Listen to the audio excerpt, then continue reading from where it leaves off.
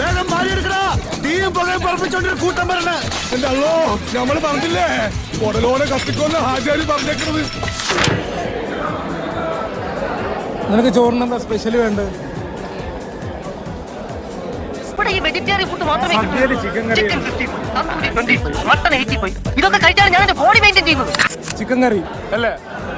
നിനക്ക് എന്താ സ്പെഷ്യൽ വേണ്ടത്? തക്കാളിയോ? നിനക്ക് എന്നാടാ വേണ്ടത്? കൂട്ടുകറി മസ്റ്റാണ്. പിന്നെ പായസം 2 തരം. 2 തരം. പപ്പടം എക്സ്ട്രാ കിട്ടില്ലെങ്കിൽ പ്രശ്നമാണ്.